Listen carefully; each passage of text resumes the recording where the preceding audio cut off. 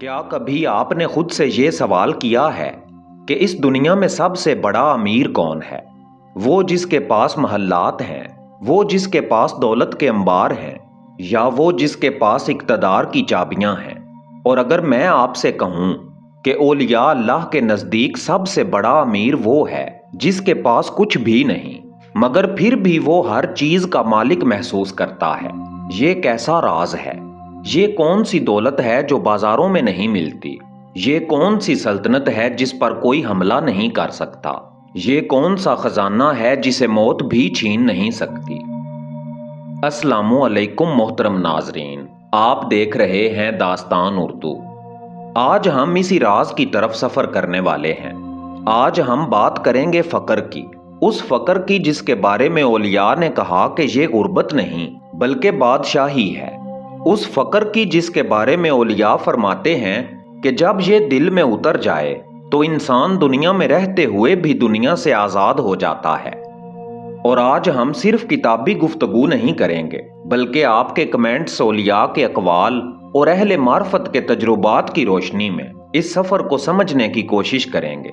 अगर आप पहली दफ़ा दास्तान उर्दू पे आए हैं और ऐसी ही मार्फत भरी वीडियोस देखना चाहते हैं तो ये चैनल आपके लिए है। सब्सक्राइब करें और बेल का आइकन ज़रूर दबाएं, क्योंकि हम हर रोज़ आपके लिए ऐसी ही नायाब वीडियोस लेकर आते हैं। तो आइए बढ़ते हैं अपने मौजू की तरफ। आऊज़ु बिल्लाहि मिनश शैतानिर रजीम, बिस्मिल्लाहिर रहमानिर रहीम।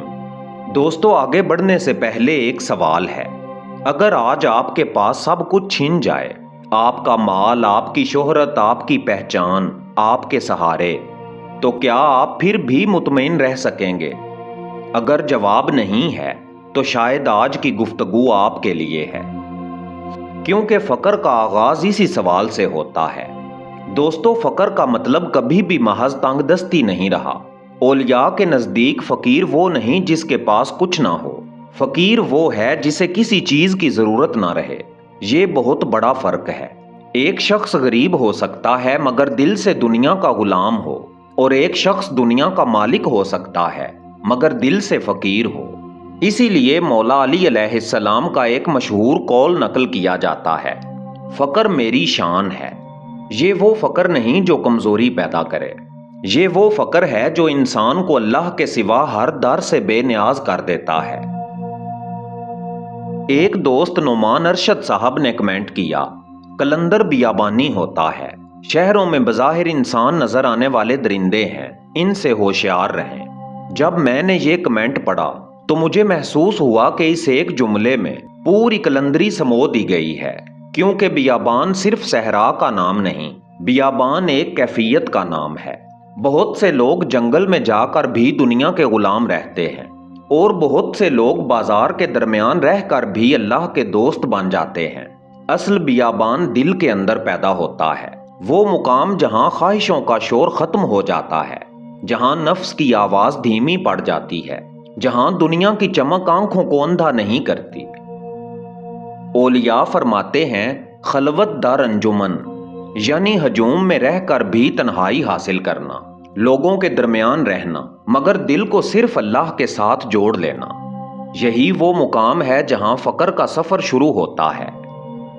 इसी हकीकत को अल्लामा इकबाल रहमतुल्लाह अलैह ने बड़े दर्द के साथ बयान किया। उन्होंने फरमाया, निकल कर खानकाहों से अदा कर रस्म शब्बीरी, के फकरे खानका ही है फकत अंदोह दिलगीरी। इकबाल का फकर फरार नहीं है, इकबाल का फकर मैदान में उतरने का नाम है। ये दुनिया छोड़ने का नहीं, दुनिया पर गालिब आने का नाम है। ये हालात के सामने झुकने का नहीं, हक के लिए खड़े होने का नाम है। दोस्तों, फकर की राह इश्क के बगैर मुकम्मल नहीं होती, और इश्क की हर राह मौला अली अलैहिस्सलाम की चौखट से गुजरती है। एक दोस्त ईशान ने कमेंट किया, जिसको अली अलैहिस्सलाम दें वही हक हो जाता है, बस ये सब उनकी निगाह का कमाल होता है। ये जुमला बज़ाहिर मुख्तसर है मगर इसके अंदर सदियों की मार्फत पोशीदा है। औलिया की तालीमात में निगाह की बड़ी अहमियत है, क्योंकि बाज़ औक़ात वो काम जो हज़ारों किताबें नहीं कर सकती, एक सच्ची निगाह कर देती है। एक लम्हा ऐसा आता है जब मुर्शद की नज़र दिल के अंदर उतर जाती है اور پھر وہ دل پہلے جیسا نہیں رہتا۔ حضرت سلطان باہو رحمت اللہ علیہ فرماتے ہیں، جے ایک نظر کرم دی پاون اساں ورگے لکھاں تارے ہو، یعنی اگر وہ ایک نظر کرم فرما دیں تو ہمارے جیسے لاکھوں لوگ بھی نجات پا سکتے ہیں۔ یہی وجہ ہے کہ اولیاء صحبت کی اہمیت بیان کرتے ہیں، کیونکہ دل دل سے روشنی لیتا ہے، چراغ چراغ سے جلتا ہے اور روح روح سے فیض حاصل کرتی ہے۔ دوستو، فقر صرف جذبات کا نام نہیں، فقر علم بھی ہے، لیکن وہ علم جو کتابوں کے صفحات سے نکل کر دل کی گہرائیوں میں اتر جائے۔ آج دنیا میں معلومات کی کمی نہیں، ہر شخص کے ہاتھ میں موبائل ہے، ہر شخص سینکڑوں معلومات حاصل کر سکتا ہے، لیکن سوال یہ ہے، کیا معلومات ہی معرفت ہیں؟ ہرگز نہیں۔ معرفت وہ ہے جو انسان کو بدل دے، جو انسان کے اخلاق کو بدل دے، جو انسان کی ترجیحات کو بدل دے، جو انسان کے دل کا رخ بدل دے۔ اسی لیے بابا بلے شاہ رحمت اللہ علیہ نے فرمایا، علموں بس کریوں یار، اکو الف سانو درکار۔ کتنی عجیب بات ہے، ہزاروں کتابوں کے بعد بھی اگر دل اللہ سے غافل ہے تو علم ادھورا ہے، اور اگر دل اللہ کی طرف متوجہ ہو جائے تو ایک حرف بھی کافی ہو سکتا ہے۔ یہی فقر کا علم ہے، یہی اولیاء کی دانش ہے۔ دوستو، فقر کا ایک اور راز صبر ہے۔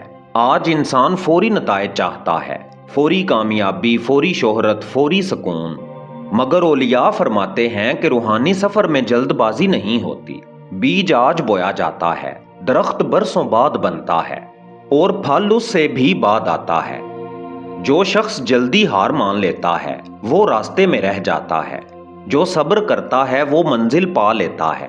اسی لیے اہل فقر آزمائشوں سے نہیں گھبراتے، وہ جانتے ہیں کہ ہر آزمائش کے اندر ایک راز پوشیدہ ہے، ہر تکلیف کے پیچھے ایک تربیت موجود ہے، ہر انتظار کے پیچھے ایک حکمت چھپی ہوئی ہے۔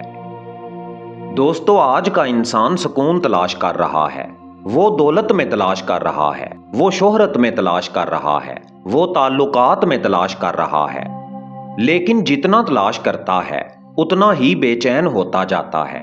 کیوں؟ کیونکہ سکون چیزوں میں نہیں ہوتا، سکون تعلق میں ہوتا ہے، اور وہ تعلق اللہ سے ہوتا ہے۔ اولیاء اسی تعلق کو مضبوط کرتے ہیں، اسی لیے ان کے چہروں پر عجیب اطمینان ہوتا ہے۔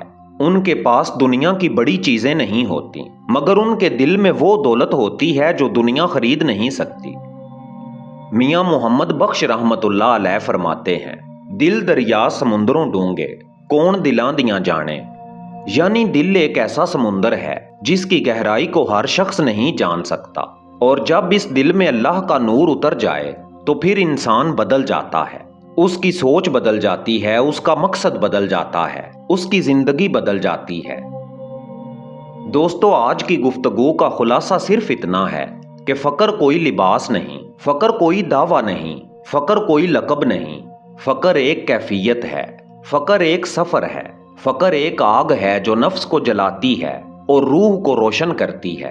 فقر انسان کو دنیا سے نہیں بھگاتا، فقر انسان کو دنیا کے خوف سے آزاد کرتا ہے، فقر انسان کو کمزور نہیں بناتا، فقر انسان کو اللہ کے سوا ہر طاقت سے بے نیاز کر دیتا ہے، اور یہی وہ مقام ہے جہاں اولیاء پہنچنے کی دعوت دیتے ہیں۔ آج آپ سے رخصت ہونے سے پہلے ایک سوال چھوڑے جاتا ہوں، اگر آپ کے دل سے دنیا کا خوف نکل جائے، اگر آپ کے دل سے لوگوں کی رائے کا خوف ختم ہو جائے، اگر آپ کے دل میں صرف اللہ کی محبت باقی رہ جائے، تو آپ کی زندگی کیسی ہوگی؟ اسی سوال پر غور کیجئے اور کمنٹس میں ضرور لکھیے کہ اولیاء کرام کا کون سا شعر، کون سا قول یا کون سی نصیحت آپ کے دل کو سب سے زیادہ چھوتی ہے۔ اگر یہ محفل آپ کو پسند آئی ہو تو اسے شیئر کیجئے، شاید آپ کا ایک شعر کسی ایسے دل تک پہنچ جائے جو مدتوں سے سکون کی تلاش میں ہے۔ اللہ تعالی ہمیں فقر کی حقیقت سمجھنے، اولیاء کے نقش قدم پر چلنے اور اپنے دلوں کو نور معرفت سے روشن کرنے کی توفیق عطا فرمائے۔ آمین یا رب العالمین۔